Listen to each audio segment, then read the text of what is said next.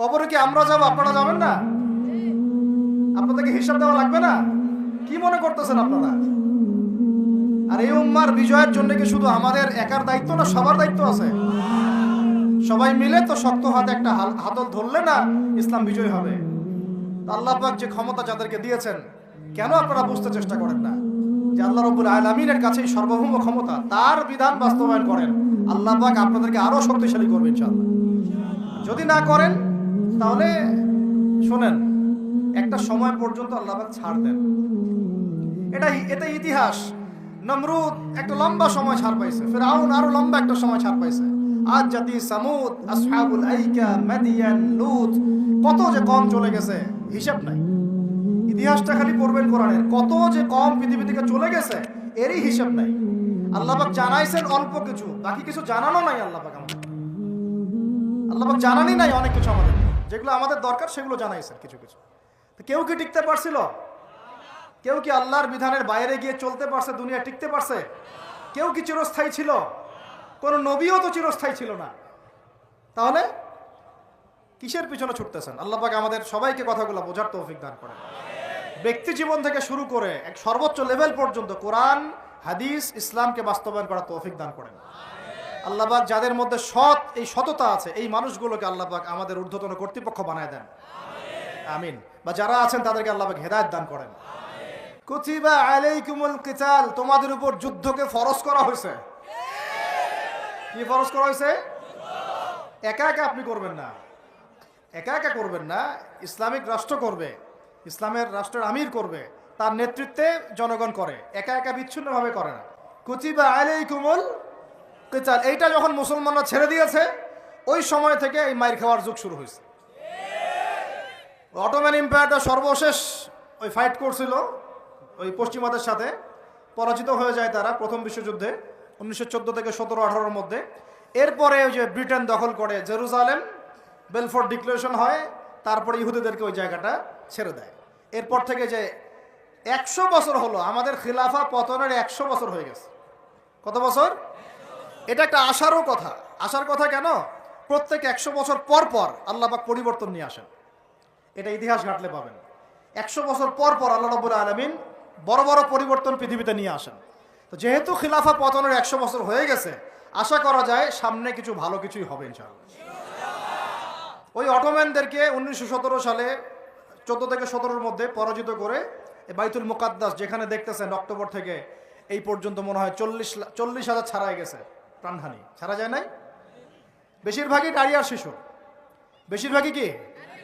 নবী সাল্লাল্লাহু আলাইহি ওয়াসাল্লাম তার জীবদ্দশায় মনে হয় 97টা থেকে 98টা যুদ্ধ করেছেন। কয়টা?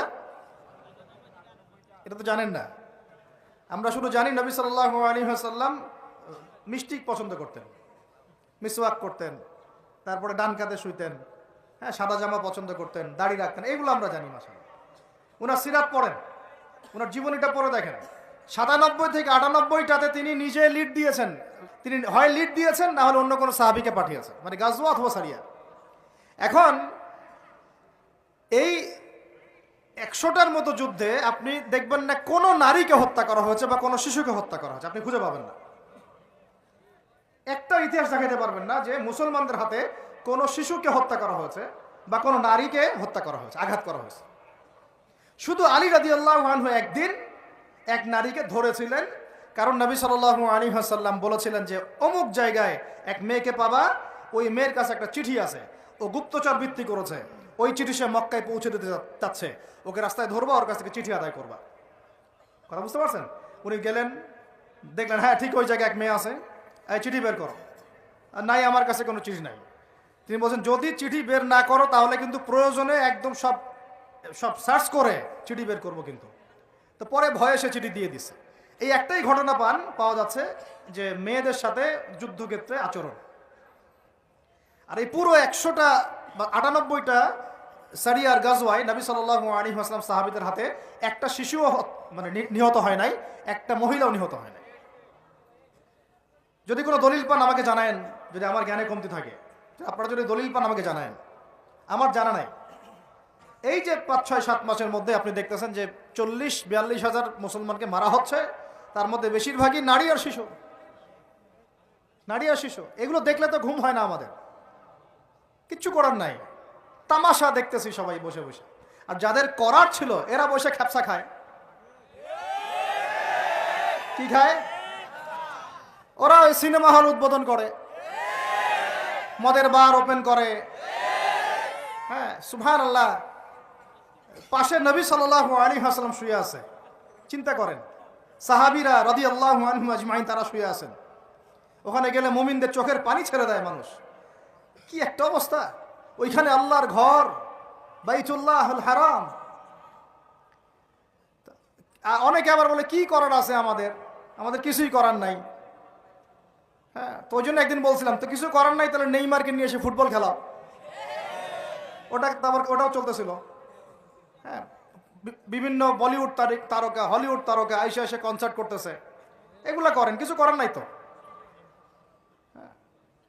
বেশি না, আপনারা যদি একটু জিও পলিটিক্স পড়েন দেখবেন 10টা, বেশি না 10টা মুসলিম কান্ট্রি যদি একসাথে হয়, 10টা মুসলিম কান্ট্রি যদি একসাথে হয় বা একটা টেবিলে বসতে পারে, এই 10টা মুসলিম কান্ট্রির কাছে যে পরিমাণ সৈন্য আছে, যে পরিমাণ অস্ত্র আছে, যে পরিমাণ জ্বালানি আছে, যে পরিমাণ তেল আছে, আর যে পরিমাণ গ্যাস আছে, আর বাকি কথা নাই বললাম, এই ইসরায়েলের মতো 100টা দেশের সাথে মোকাবেলা করতে পারত।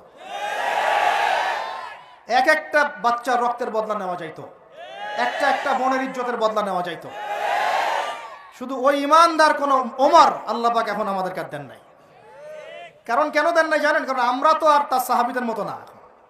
আমরা যদি সাহাবীওয়ালা জিন্দেগি আবার শুরু করি, আল্লাহ পাক ওমর ইবনুল খাত্তাবও পাঠাবেন ইনশাআল্লাহ। বুঝাতে পারতেছি না? আমরা ঠিক না হলে তো আসমান থেকে ফেরেশতা নামবে না ভাই। আর আমরা এই এত দূরে বসে ছোট্ট একটা রাষ্ট্রের মধ্যে আলোচনা করি, কি আলোচনা করে আর কি ফায়দা হবে? কিন্তু আলোচনাগুলো করতেছি আল্লাহর কাছে দায়মুক্ত হওয়ার জন্য, যাতে আপনারা সত্যটা জানেন এবং হকটা বুঝতে চেষ্টা করেন, আপনার পরবর্তী প্রজন্মকে এটা জানান। আল্লাহ চাইতো আমরা না পারলে কি হয়েছে, দেখা যাবে 100 বছর পরে হইলেও আমাদের পরবর্তী প্রজন্মরা ইনশাল্লাহ বাইতুল মুকাদ্দাস উদ্ধার করবে ইনশাল্লাহ। কারণ লিখা তো হয়ে গেছে এটা, তো ওইটা আমাদের হাতে আসতেছে ইনশাল্লাহ। এবং ওইখানে 40 বছর ইসলামিক খেলাফত বাস্তবায়ন না হওয়া পর্যন্ত এই বিশ্বে কিয়ামত হবে না ইনশাআল্লাহ। কত বছর? কে করবে? ঈসা আলাইহিস সালাম। কে করবেন? ঈসা আলাইহিস সালাম। তার সাথে সঙ্গ দিবেন ইমামুল মাহদি। এটা হবে সামনে। এখন ওইটা যখন হবে, ওই 40 বছর ইসলামী খেলাফত, তখন তাবারাকাল্লাযী বিয়াদিহিল মুলক, ওই আল্লাহ পাকের যে মুলক, আল্লাহ পাকের সার্বভৌমত্ব, আল্লাহ পাকের সরভেন্টি, আল্লাহ পাকের রাজত্ব, ওইটা সারা বিশ্বে প্রতিষ্ঠা হবে ইনশাআল্লাহ। এখন ওইটা নাই। এখন কি আছে? এখন মুলক হচ্ছে জাতিসংঘের, সবকিছু ওদের হাতে।